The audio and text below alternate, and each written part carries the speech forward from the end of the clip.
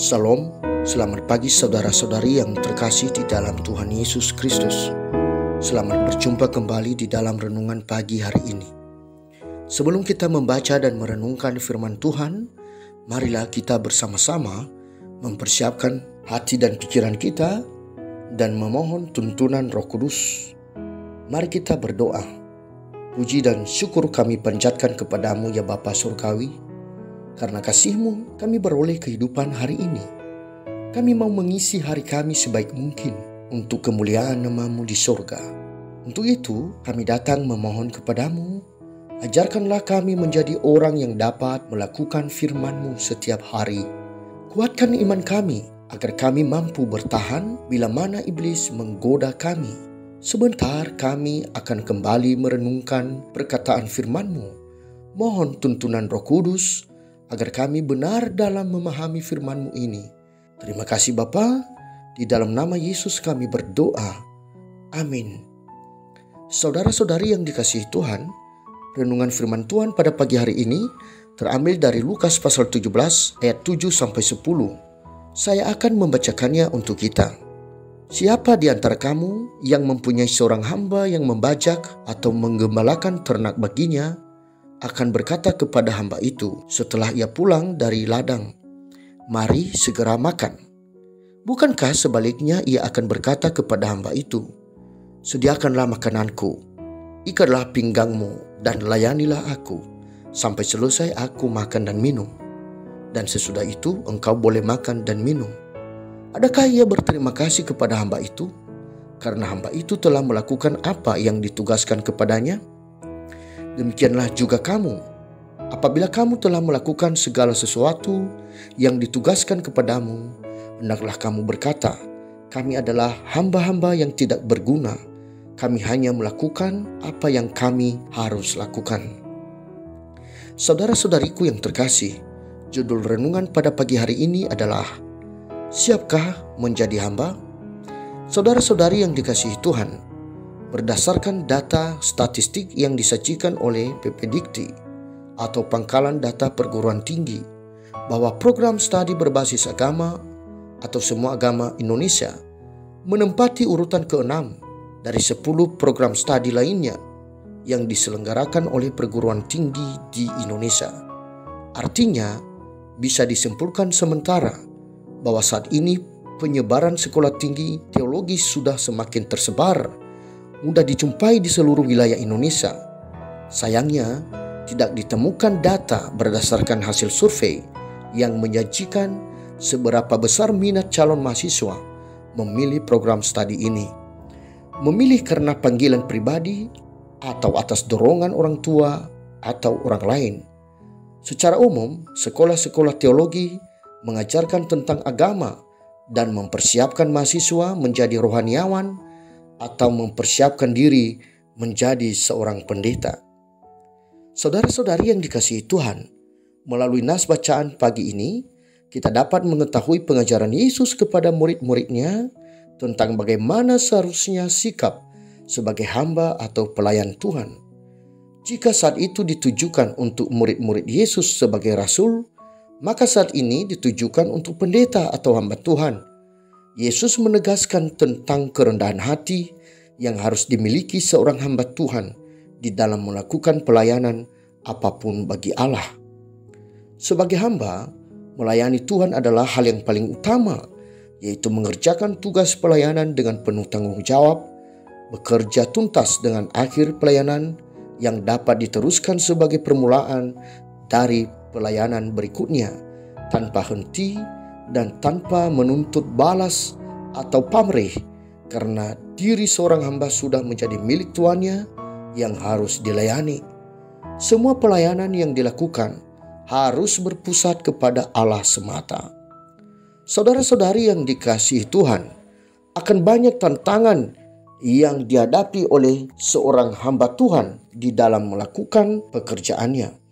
Seorang hamba harus siap menghadapi para penyesat yang bisa datang dari dalam lingkungan sendiri ataupun dari luar. Ia harus bisa membentengi lingkungannya dengan berkata benar dan menegur yang salah. Seorang hamba juga akan berhadapan dengan konflik yang bisa datang dari dalam lingkungannya sendiri, yang dapat menimbulkan ketersinggungan dan sakit hati. Maka sebagai seorang hamba harus mampu mengampuni. Seorang hamba juga harus siap dengan penderitaan yang menghampirinya, melepaskan diri dari hal-hal yang menghalangi untuk menuntaskan pekerjaan dan tanpa menunggu ucapan terima kasih dari tuannya. Tantangan ini hanya dapat diselesaikan oleh seorang hamba yang taat kepada Tuhan, memiliki kerendahan hati dan tidak menuntut balas untuk jerih lelahnya, karena ia hanyalah seorang hamba yang hanya melakukan tugas bagi tuannya. Ia akan mendapatkan upahnya nanti, menyusul pada waktu yang tepat dan cara yang paling baik menurut tuannya. Seorang hamba datang bukan untuk memegahkan diri, tetapi untuk melayani.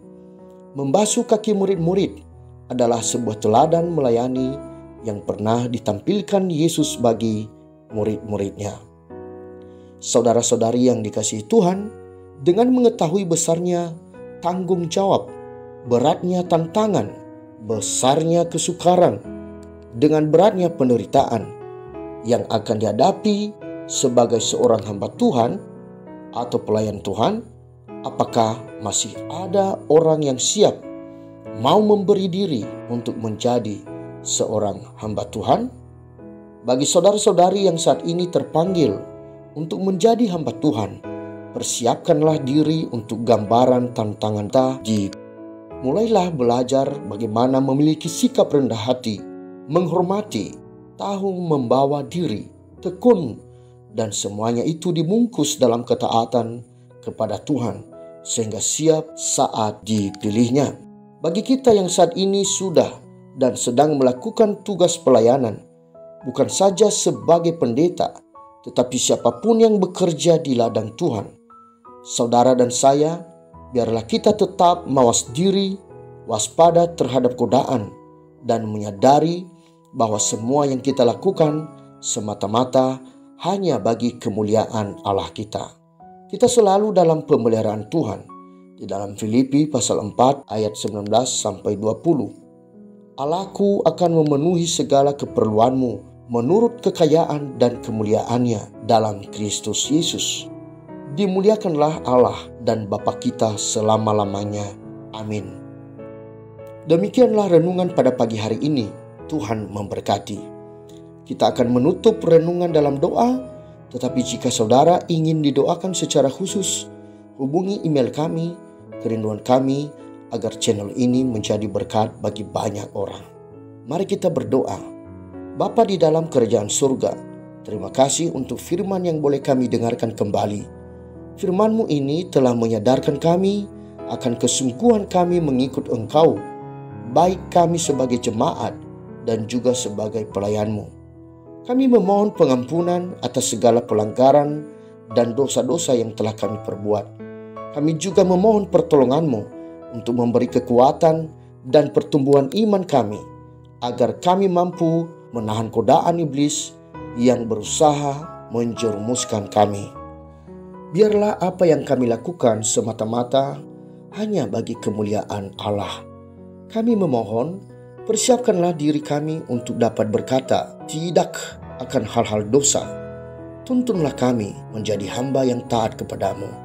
Ajarkan kami menjadi jemaat yang mau turut mengambil bagian di dalam perluasan kerajaan Allah, mengenali talenta yang Engkau titipkan di dalam diri kami. Bapa, kami akan segera melanjutkan aktivitas kami. Biarlah firman-Mu ini menjadi pedoman kami, dan seluruh perjalanan hidup hari ini hanya kami serahkan di dalam pemeliharaan-Mu. Terpujilah nama-Mu Bapa. Inilah seruan hati kami. Di dalam nama Tuhan Yesus kami berdoa. Amin. Saudara-saudari, mulailah harimu. Kiranya kasih dan anugerah Tuhan senantiasa melimpah di dalam kehidupanmu. Muliakanlah Tuhan di dalam setiap aktivitasmu, dan jadilah saksi hidup bagi firman-Nya. Roh Kudus menyertai kita semua. Sampai berjumpa kembali di renungan berikutnya. Tuhan Yesus memberkati.